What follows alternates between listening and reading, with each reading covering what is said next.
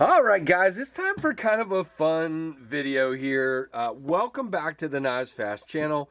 I hope you're already subscribed, and if you are, make sure you've hit that notification bell to all.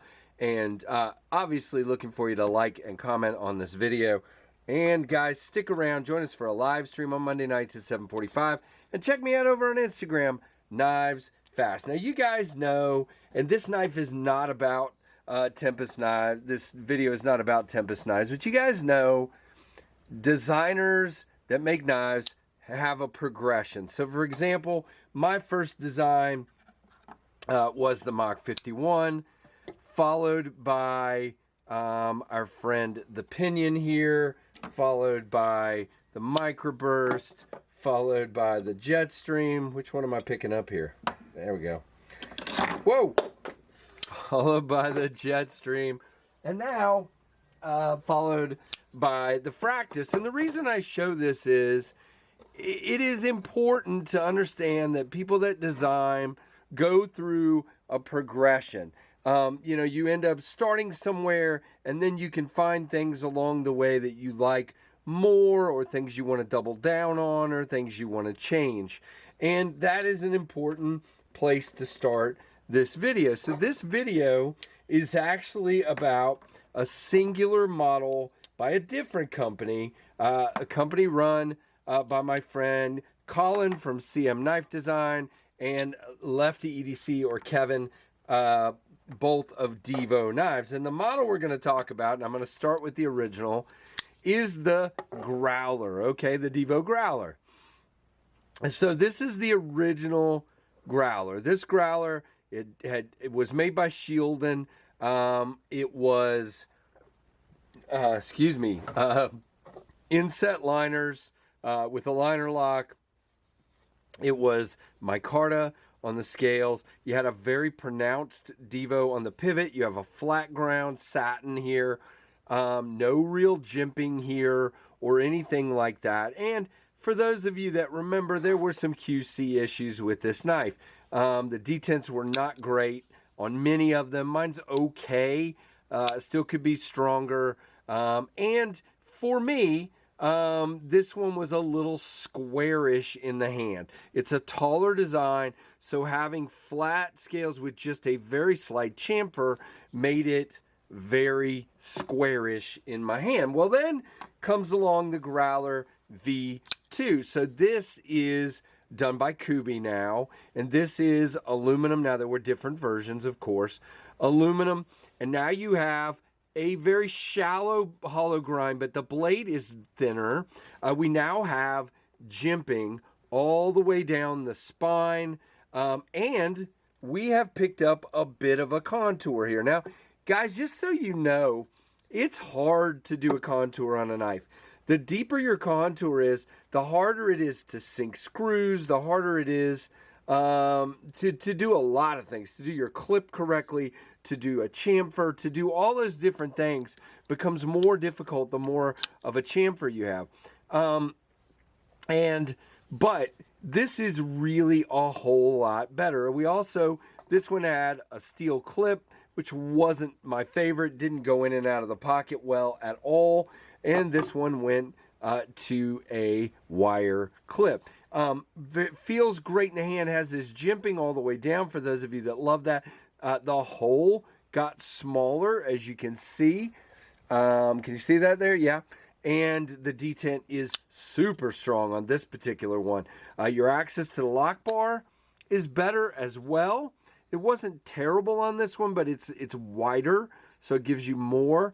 And it's just a progression. Now, you guys know, just so you know, they're already working on another round of the V2. I think they might call it the 2.5 or something. And by the way, pivot smaller and also more muted. You got your DK there, but it's only on the one side, and it's not super pronounced as well.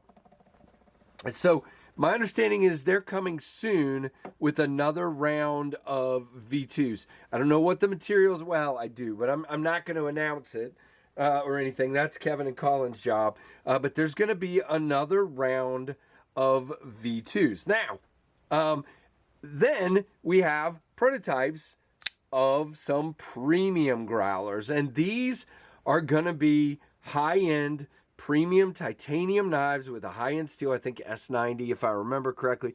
This is D2 because that's what Kubi does on their protos.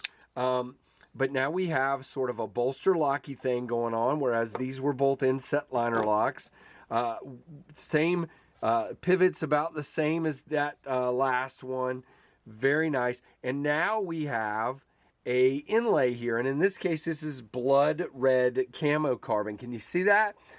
Very cool. And what they did that I thought was interesting is you have ended up with micro milling on the titanium that actually flows through. Can you see it on the carbon fiber? It flows into the carbon fiber, so it's milled on the carbon fiber as well, and I think that looks outstanding. And then we have some color pops here. We have a colored pivot and a colored backspacer, and we have a titanium clip. Now, it's a more premium one. Plus, I think this is a belt satin here, which is the higher end. You pay extra for that with Kubi, and the detent is fantastic. The lock bar access is great. My only negative, Kevin, if you're listening, is it was on this one too, but I'm just not a fan of the jimping on the lock bar. It's just not my thing. Thankfully, this lock bar moves easily enough that it doesn't bother me.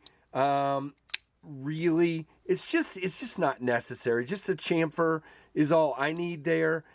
I don't like it because it's not helpful, and all it does is cause problems if you're fidgeting with a knife a lot. But everybody feels differently about that. The only other real negative thing I would say is about this one is you've kind of got this spot where it turns down right there, and man, that is a sharp little booger right there. Can you see it right there? Kind of sharp. I just don't particularly care for that little jag. Now, I'm sure they're already working on that if I know Kevin. Now, you got a great place to choke up. You still, they doubled down, didn't double down. It's the same jimping that was on this one, but man, it feels good. It's out here, and you have, again, nice contouring on this one. Chamfering on the edges, nice contouring, and this one feels absolutely fantastic in the hand. Now, I have no idea what the price is going to be on these. If I had to guess, it's going to be at or under $200 if I know Kevin, but I don't know yet, guys. These are just prototypes. I don't even know if these are the versions. This is a version you're going to see. There's others floating around as well. As a matter of fact, this is going to another reviewer when it leaves me, so you'll see them. But done. I mean, Kubi is killing it. The detent is snap perfect on these, and it's just a fantastic refined knife. Now, one of my favorite things about the Growler, guys, it's not going to be your get down into stuff utility knife like Kevin typically likes because your tip's a little higher. But for slicing, this blade is incredible. And I wasn't going to cut, but we're going to cut. You guys know me. I got to cut. All right.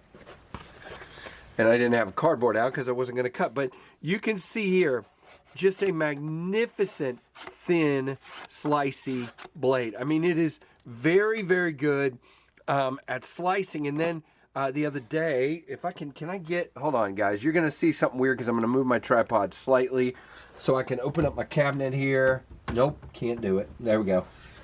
I'm going to get one more thing here.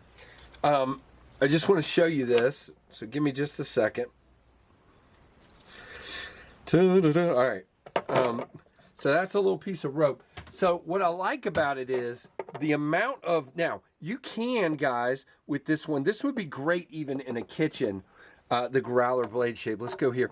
You can go and you can do these rocker cuts like this. So what you can do, and again, I don't have my cutting board out, but you can take this guy and you can just rock down across something like that. So that would work as well. I don't want to ruin my box here, but you see that. That would work really well for chopping something in the kitchen if you want to. You got great jimping. Your finger comes down just like that, and it's just a crazy blade. Or if you want to use it for just slicing through something like rope, I mean, I'm just a slight pull there, and we're cutting straight through. Now, if I actually do a slicing motion this time, so starting here and slicing, I mean, look how easy that was. Ridiculous. It is just, to me, I'm sorry, moving my tripod back.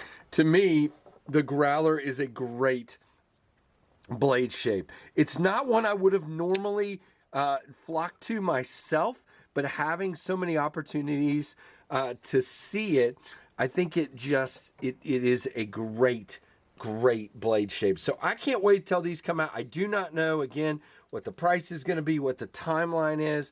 Kevin was gracious enough to send it and allow me to give him my thoughts on it, and which I'm going to do, of course, and he's going to see this video as well. So really like it a lot. And I think the Growler has progressed, and Divo's style has progressed. So can't wait to see what they have coming in the future, guys. Those are two awesome dudes, and they're really moving and shaking. A lot of new designs come. I think there's a MASH re-release coming, and some maybe some more nips, all kinds of stuff. Oh, and a nip slip, of course. So all kinds of stuff coming your way. I love the Lush as well.